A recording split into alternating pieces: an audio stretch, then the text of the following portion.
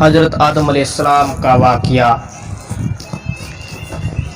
جب اللہ تعالیٰ نے حضرت آدم علیہ السلام کو پیدا کیا تو زمین کی مٹی لانے کا حکم فرمایا۔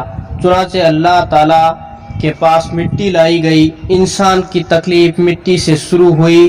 اس مٹی کو پانی سے تار کیا گیا اور یہ تراب بن گئی۔ اللہ قرآن میں فرماتے ہیں، ہم نے انسان کو لیسدار یعنی چپکانے والی مٹی سے پیدا کیا۔ پھر اللہ نے اپنے مبارک ہاتھوں سے انسان کا ڈھانچہ تیار کیا گیا۔ آدم علیہ السلام کے پتلے کو بنا کر ایک مدت تک سور رکھا، یہاں تک کہ گلی مٹی خشک ہو گئی اور سیاہی ہو گئی، بدبو آنے لگی، پھر وہ کھنکھناتی مٹی بن گئی۔ آدم علیہ السلام کا پتلا 60 ہاتھ کا تھا۔ آدم علیہ السلام کی روح جب اس میں روح پھونکی گئی اور ابتدا میں سر میں داخل ہوئی تو آدم علیہ السلام کو سکھ آ گئی۔ فرشتوں نے آدم علیہ السلام سے کہا الحمدللہ کہیے۔ انہوں نے کہہ دیا۔ اللہ کی اس تعریف کے جواب میں اللہ نے فرمایا، رحم کا ربک، یعنی تم کو تیرا رب رحم فرمائے۔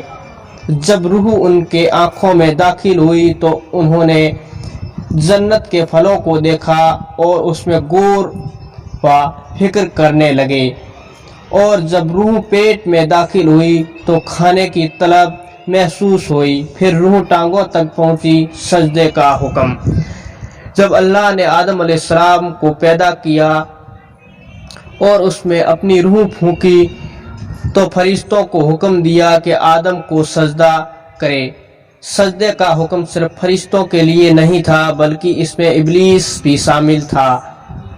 سارے فرشتوں نے سجدہ کیا سوائے ابلیس کے، اس نے سجدے سے انکار کر دیا۔ اللہ تعالیٰ نے فرمایا، تجھے کس چیز سے سجدے سے روک دیا؟ میرا حکم تیرے لیے بھی تھا۔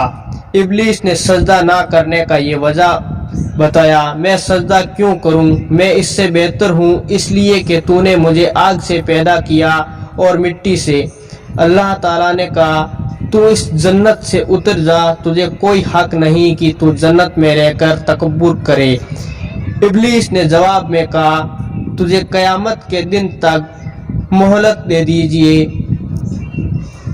یعنی اتنی عمر لمبی دیجئے کہ میں قیامت تک زندہ رہوں، موت نہ آئے۔ اللہ نے فرمایا، تجھے مہلت دے دی گئی لیکن ایک وقت مقرر تک۔ اما حوا آدم علیہ السلام کی پیدائش۔ اس کے بعد اللہ تعالیٰ نے اما حوا کو پیدا فرمایا۔ انہوں نے آدم علیہ السلام کے فوراً بعد پیدا نہیں فرمایا بلکہ آدم علیہ السلام کے جنت میں کافی عرصہ تنہا بسر کیا، اور آدم علیہ السلام جنت میں اکیلا تنہا اور وحشت محسوس کرتے تھے۔ آخر کار جب ایک روز سو رہے تھے تو اللہ تعالیٰ نے ان کی بائیں پسلی سے اما حوا کو پیدا فرمایا۔ جب آدم علیہ السلام بیدار ہوئے تو انہوں نے ایک عورت کو اپنے پاس بیٹھا دیکھا۔ پوچھنے لگے کہ تم کون ہو؟ حوا نے جواب دیا، عورت۔ آدم علیہ السلام نے پھر پوچھا، تجھے کس لیے پیدا کیا گیا؟ وہ بولے، آپ کے لیے، تاکہ آپ مجھ سے سکون حاصل کر سکے۔ ابلیس کا وسوسہ ڈالنا۔ آدم اور حوا دونوں جنت میں رہنے لگے اور شیطان وسوسہ ڈالنے کی کوشش کرنے لگا۔ اللہ کا ارشاد ہوا اور ہم نے کہہ دیا، اے آدم، تم اور تمہاری بیوی جنت میں رہو اور جہاں سے چاہو فراغت کھاؤ، سوا ایک درخت کے پاس مت جاؤ ورنہ ظالموں میں ہو جاؤ گے۔ پھر شیطان نے ان کے دلوں میں وسوسہ ڈالا، کہنے لگا، اے آدم، کیا میں تجھے دائمی زندگی کا درخت اور وہ بادشاہ بتا دوں جو کبھی پرانی نہ ہو؟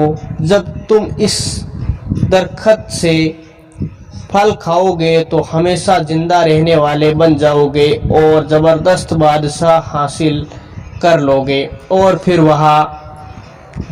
پھر کہا، تمہارے رب نے تم دونوں کو اس درخت سے اس لیے منع کیا گیا کہ تم دونوں فرشتے نہ بن جاؤ۔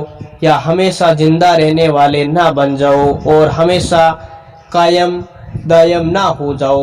फिर वो वसवसा डालते हुए झूठी किस्में खाने लगा, यानी अल्लाह की कसम खाने लगा और धोखे से उनको फुसला लिया।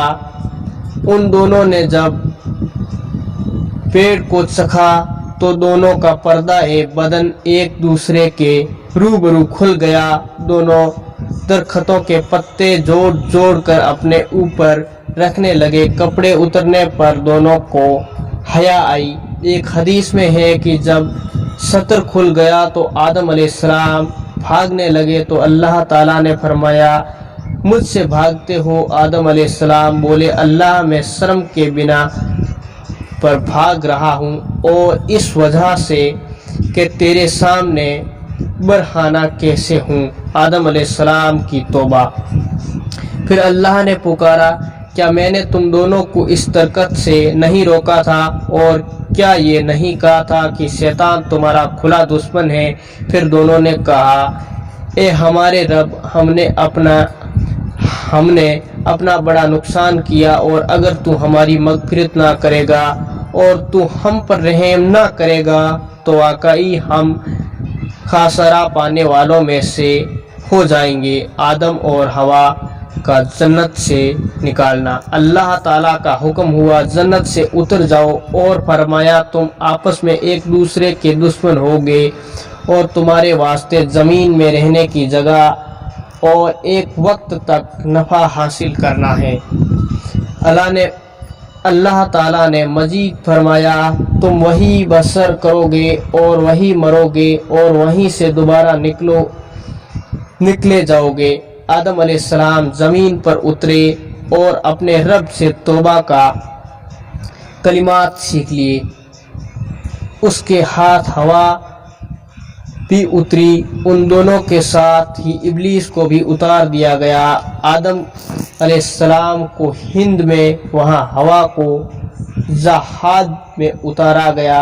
हजरत आदम अलैहिस्सलाम ने हवा अलैहिस्सलाम को ढूंढते रहे। फिर उनकी मुलाकात अरफात के मैदान में हुई। फिर अल्लाह ने ज़मीन पे इंसान को फैलाना शुरू किया। आदम अलैहिस्सलाम की वफ़ात। आदम अलैहिस्सलाम की कुल 960 साल की उम्र में वफ़ात पाई और 40 साल की ज़िंदगी आपने अपने बेटे हज़रत दाऊद अलैहिस्सलाम को दे दी थी और आपके वफ़ात के 1 साल बाद अम्मा हवा अलैहिस्सलाम की वफ़ात हुई। आदम अलैहिस्सलाम के 2 बेटे मशहूर और हाबिल और काबिल, जिनका जिक्र किया गया है।